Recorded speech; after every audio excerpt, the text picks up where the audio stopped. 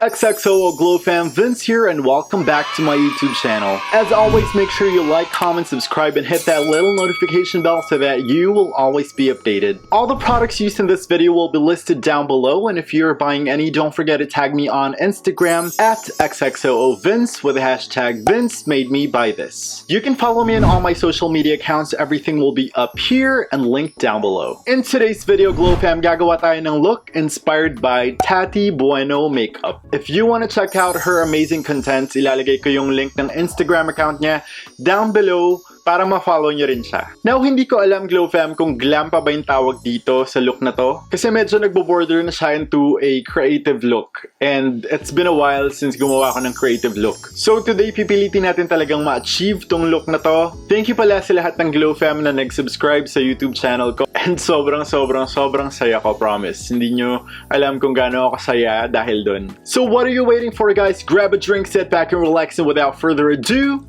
let's glow!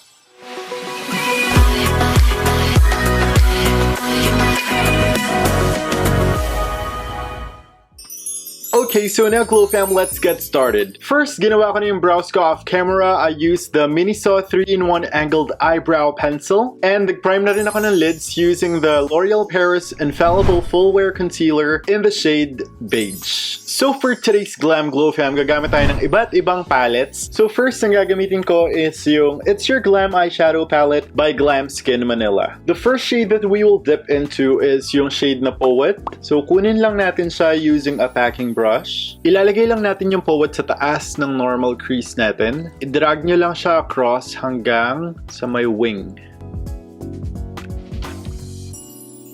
Now na nakalay down na yung Poet dun sa lids natin, let's dip into the shade Royal with a fluffy brush. Ngayon, Glow Fam, ang gagawin natin, ibabuff natin tong Poet, which is yung black shade. Huwag kayong matakot na matabunan yung black shade kasi mamaya pwede naman natin siyang i-reinforce. I-buff and blend lang natin tong Royal dito sa upper lids natin. Tapos balikan natin yung Poet, i-reinforce lang natin siya ng very light. Binabalik ko lang yung kulay ng Poet, which is yung black shade dun sa upper lids natin. Now that we have everything blended out, let's take another fluffy brush, tapos let's dip into the shade Aqua. Yung Aqua shade is parang kulay dagat siya. Yung parang dagat na medyo hindi ganun kalalim. Tapos itong Aqua, ilalagay lang natin just right above Royal. Okay lang na isagad nyo siya hanggang sa brows nyo, kasi creative look naman to. Tapos balikan natin yung Royal, i-reinforce lang natin siya. Then yung Poet. Tapos kuha tayo ng clean, fluffy brush. Itong sa may edges lang, aayusin lang natin and ibabuff and blend lang natin siya. We wanted to make sure that everything is blended well. Now, using another fluffy brush, let's dip into the shade Pose. Yung Pose is para siyang medyo violet-ish shade and ilalagay natin siya karugtong ng tatlong shades. Tapos, let's take another brush. Let's dip into the shade Deep, which is yung parang, ano mo kulay to? Purple na pink? Pink-purple na shade. Iko-connect natin to dun sa shade na Pose.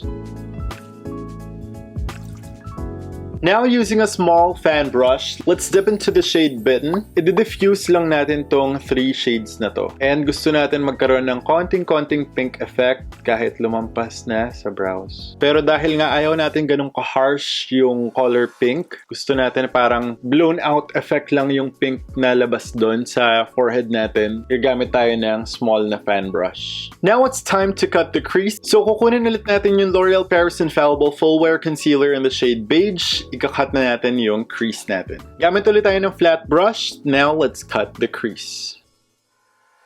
Now that we are done cutting the crease, we will take the Detail Makeover Sunset Dream Palette and we will dip into the shade Blaze, which is yung parang red-orange na shade dito sa palette na to. Ilalagay natin tong Blaze dun sa center ng cut crease natin. Nagpalit pala ako ng brush, Glow Fam, para mas maging precise yung paglalagay natin ng pigment dun sa cut crease natin. Ang ginagawa ko palang, Glow Fam, pinapack ko palang yung pigment dito sa cut crease natin. Later ko na siya i-blend out. Gumamit tayo ng fluffy brush to buff and blend the color.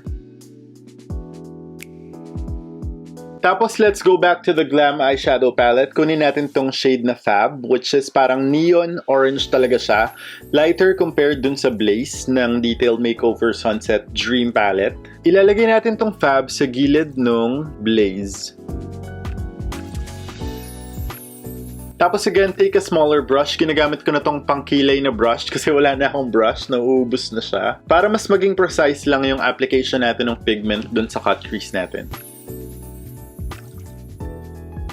Huwag niyo mamadaliin yung pag-build up ng pigments, GlowFam. Dahan-dahan lang, ma-achieve niyo rin yung gusto nyong color payoff. Let's just make sure that both colors are blended well together. Take a small angled brush again. Go back to the Detail Makeover Sunset Dream palette. Take the shade Warmth, which is yung parang mustard shade dito sa palette na to. Then ilagay natin kadugtong nung Fab. Now take a clean fluffy brush, just make sure that all the colors are blended well together. Take another brush and dip into the shade Care, which is yung parang bright yellow pigment dito sa Glam eyeshadow palette. Ito yung magiging color ng ating tail ng cut crease natin. Now that we have our cut crease done, we have to cut another crease. Pero for now, linisin muna natin siya using the Nivea Micellar Water para hindi mag-halo-halo yung kulay ng pigment niya. So now, GlowFam, we're good. Let's cut the crease one more time. Now let's dip into the shade Poet. Ilalagay natin tong Poet dito sa may inner lid.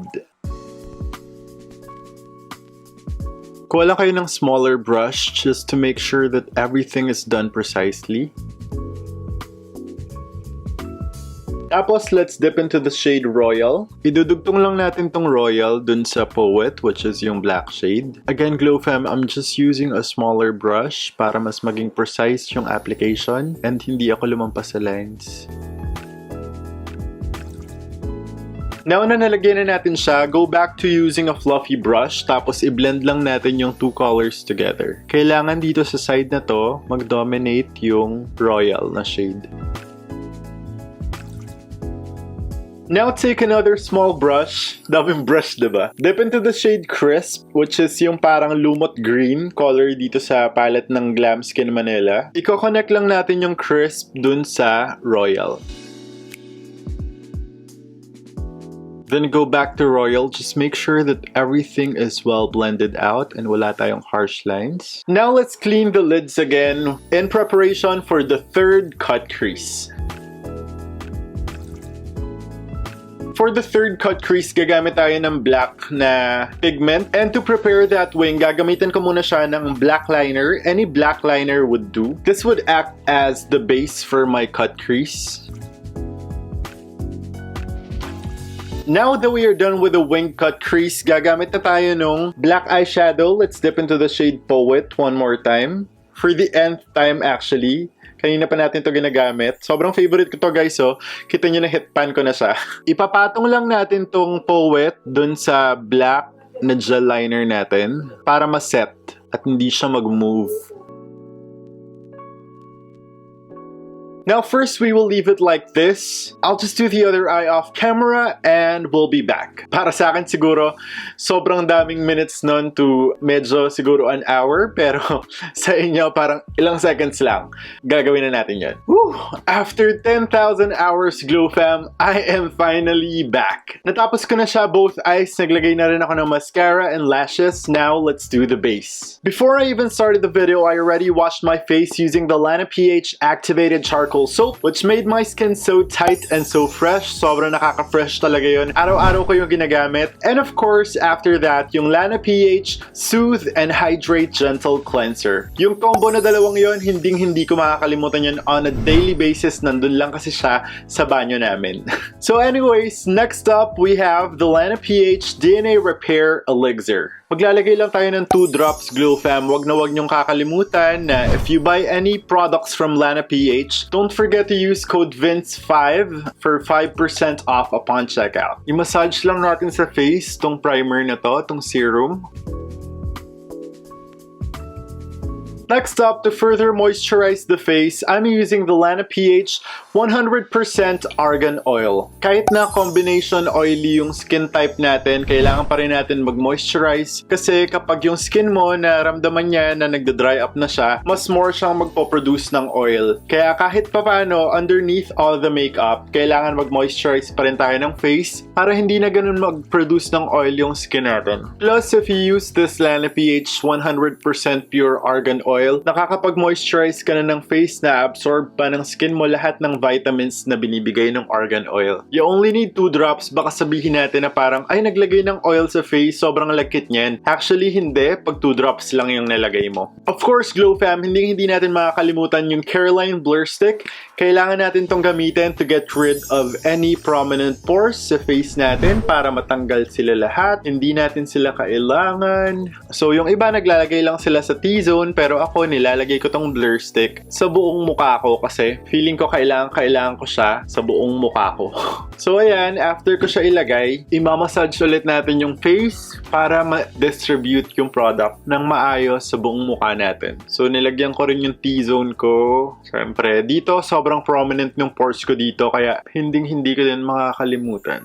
I think now, GlowFam, ready na tayo for the makeup. So first, for my base, I'm using the Maybelline New York Fit Me Foundation in the shade 228 or Soft Tan. Kung yung mood ko is parang ayoko mag-explore ng ibang makeup or foundation, dito na talaga ako agad pumupunta. Ito na yung parang first choice ko, yung Maybelline Fit Me. Kasi sobrang ganda niya, subok ko na siya, and hindi niya ako hinahayaang mag-fail. Hindi niya hinahayaang mag-fail yung makeup ko. So subok ko na to. Ito yung lagi kong ginagamit. So for my foundation, nilalagay ko muna siya using a flat brush para mas even yung distribution ng foundation sa mukha ko. Kasi normally kapag naglalagay ng foundation, kapag nirerekta mo na siya sa sponge, mas marami pang na-absorb na foundation yung sponge. So gusto ko na nilalagay muna siya sa face bago natin i-buff using a sponge. So just make sure, GlowFam, na lahat ng areas ng face nyo, malalagay nyo. You don't need a lot of foundation sa regular day. Kung lalabas lang kayo, sobrang konti lang kailangan nyo. Parang i-blend nyo lang ng maayos, good to go na yun. Ito lang nakita nyo, sobrang marami kasi creative glam yung ginagawa natin, and ayokong makitang lumalabas talaga yung totoong skin color ko. Gusto ko sobrang even talaga. Lalagay natin yung neck, hindi natin makakalimutan yan. Now using my Glam Skin Manila Sponge, let's bounce. Alam mo, GlowFam, dahil nga nagbago ng konti yung weather natin recently. Parang nung December kasi hindi pa ganun kalamig, tapos ngayon January sobrang lamig na. Hindi naman sobrang lamig dito sa Manila, pero if you're gonna compare that dun sa normal na lamig nung December. So, maraming mga tao na nagkakaroon ng breakout kapag may sudden change of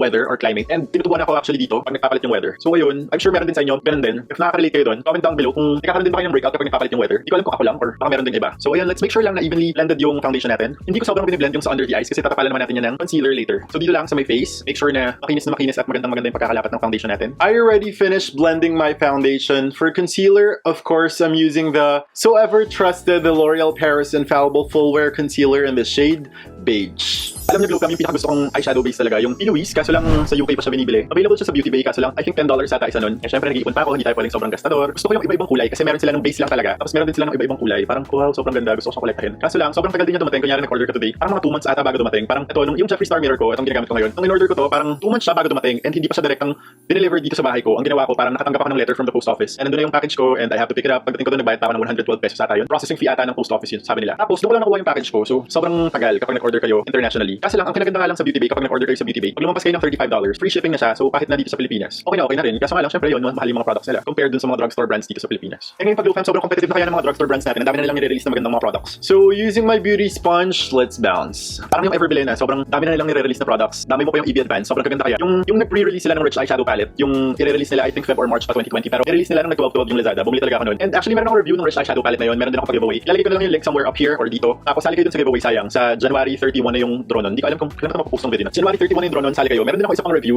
and isa pang magandang product ng EB Advance, yung Absolute Matte Lipsticks nila. Parang sobrang wow, sobrang ganda nun. Hindi siya super yung parang full na lipstick. Actually, yung naramdaman ko nung na-review ko yung lipstick na yun is parang siyang may pagka-Korean vibes. Yung pwede mo siyang gawing gradient effect. Hindi ganun kahirap. Yung favorite ko dun yung Galore. Actually, yun nga, meron din ako review nun, of course, at meron din ako pag-giveaway ng EB Advance Absolute Matte Lipsticks na yun. So kung gusto niyo sumali sa giveaway, ilalagay ko rin yung link sa taas dito. And now we're done with the concealer. To set the face, I'm using the Cory AIRSPUN Loose Face Powder in the shade Translucent with extra coverage. So yung GlowFam, hindi na ako mag-bake kasi after kung i-film tong video na ito, matutulog na rin naman ako. Pero kung meron kayong mga lakad, kunyari, rarampa kayo tapos naka-makeup kayo, make sure na mag-bake kayo para yung makeup nyo nagla-last the whole day talaga. Parang mabubura lang siya kapag gusto nyo na siyang burahin. Hindi yung parang habang nasa middle kayo ng event or lakad nyo, mabubura. So yun yung importansya ng baking, GlowFam, para hindi talaga gumalaw yung makeup nyo. And additional factor ng baking para ma-highlight yung mga highlight nyo using your concealer para intensified yung highlight ng face nyo. Para hindi flat yung dating ng face, para may dimension talaga. So now siniset ko lang yung face, hindi ako mag-bake. So yan, GlowFam, now tapos na tayo mag-set ng face natin. This time tatapusin na natin yung eyes. So first, we're dipping into the shade Surprise. I'm just using a pencil brush. Ilalagay natin tong surprise sa inner corner natin. Now, GlowFam, I wanted it to be a little bit more pink, so I'm also dipping into the shade Pop. Now for the lower lash line, first we are dipping into the shade Poet. Ilalagay lang natin tong Poet sa may lower lash line natin hanggang kalahati lang. Make sure na i-connect nyo siya dun sa wing. Now let's dip into the shade Aqua. Ilalagay natin to sa inner lower lash line. And we will also use this shade to smoke out yung Poet na nilagay natin. Now dito sa may outer corner, let's take the shade Pose. I-connect nyo yung Pose dun sa black na eyeshadow or yung wing. And then slightly scratch it upwards. Parallel dun sa first cut crease nyo. Then take another blending brush, dip into the shade Deep. I-connect natin tong Deep sa Pose. Then get a big, huge, fluffy brush. Ang gagawin natin, isi-smoke out lang natin and i-diffuse natin yung harsh lines dito sa ilalim. Next again, take the small fan brush. Let's dip into the shade Bitten. I-extend lang natin tong taas hanggang dito sa may contour area. Maglagay din tayo dito sa may ilalim. And now we're done with the eyes, GlowFam. It's now time to contour and I'm using the Detail Makeover Contour and Blush Palette. So first, I'm dipping into this shade mixed with this one. First, gawin natin yung contour. It may look a little bit harsh for now, pero later i-blend out na natin yan using a different color. Siyempre, kailangan natin itong lagyan para lumabas yung jawline natin. Yung nagpapanggap na jawline, kailangan palabasin natin siya. Then, we're dipping into the shade. Ito yung pang bronzer ko. Papatungan natin yung pink na nilagyan natin para ma-diffuse din yung color. And i-blend din natin yung contour natin. And now, we're back. Tapos na akong mag-bronzer. Nag-nose contour na rin ako. For blush, I'm using the Vice Cosmetics Outer Blush in the shade Title. Kuha lang tayo ng product. I'm using my Gosh Blusher 009 brush. Tapos, lagyan na natin ng blush yung face natin. Since creative look GlowFam yung ginagawa natin, okay lang mag-overboard sa blush. Hindi naman kaso yun. And mamaya pag naglagay tayo ng highlighter, medyo matatabunan siya ng very very light. So okay lang na medyo nakapalan nyo yung blush ng konti. Maglagay din tayo ng blush dito sa temples natin, hanggang dito sa my forehead. And maglagay din tayo ng blush sa nose natin. Bago ko pa makalimutan GlowFam, magta-tightline nga pala tayo. For the eyes, I'm using the EB Advance Eye Define Waterproof Matic Eyeliner. So, syempre gusto natin sobrang intense yung eye look natin since masasabi naman natin na intense to. I think hindi lang siya basta intense, super intense siya. Now that we're done for highlight, of course, we're using the EB Advance Glow Out Highlighter in the shade Spotlight. Tingin ko, GlowFam, sa mga drugstore brands, isa to sa pinakamagagandang highlighters na meron sila. Pwede tong ipangtapat dun sa Maybelline na Master Chrome. Sobrang ganda niya. So, lalagyan lang natin yung high points ng face natin. Kung gusto niyo ng subtle highlight, sobrang ganda nitong Glow Out Highlighter ng EB Advance in the shade Spotlight kasi para lang siyang champagne color. Tapos, buildable din siya. Pwede nyo siyang i-build up na ganyan and going super blinding talaga. So ngayon, syempre, hindi tayo magpapaka-sheer. We love a blinding highlight. So, maliligo tayo ng highlighter ngayon. Lagyan natin syempre yung tip ng nose natin. Ayan, mukha na siyang bumbilya. Syempre, yung nose bridge natin, hindi natin makakalimutan ang makapandayang effect dahil wala pa nga tayong pamparhinoplasty. Kailangan natin ng highlighter and ng contour. Maglagay ka lang dyan, mukha ka ng instant matangos. Maglalagay din tayo sa Cupid's bow, syempre. Ayan, mukha na tayong alien na plastic. Pero sa mukha lang, sa highlighter lang, sa totoong buhay, bawal ang plastic. Alam mo yan. Now for the lips, gagamitin ko muna tong EB Matte Lip Liner. Hindi ko talaga alam kung ano yung mga shade ng EB Matte Lip Liner kasi wala naman nakasulat na shade. Dun sa packaging niya, nakasulat. Kaso lang, syempre, pag tinapon mo na yung packaging, hindi mo na alam kung anong shade yun. Pero ito yung shade na gagamitin ko ngayon. Bahala na kayo. Pag nakita nyo to sa EB Advance Store, tingnan nyo na lang. Ayan, super light lang ng gagawin nating lips today kasi nga sobrang intense na ng eye look natin and hindi na natin kailangan pa ng isa pang intense na bunganga. So for lipstick today, I'm using the EB Advance LTD Liquid Lipstick in the shade Skinny Dip. And now to finish off everything GlowFam, I'm using the EB Advance Vinyl Lip Gloss. And of course, GlowFam, tatapusin natin to by setting the face using the Makeup Revolution Glow Fix Illuminating Setting Spray. And this is the look all done.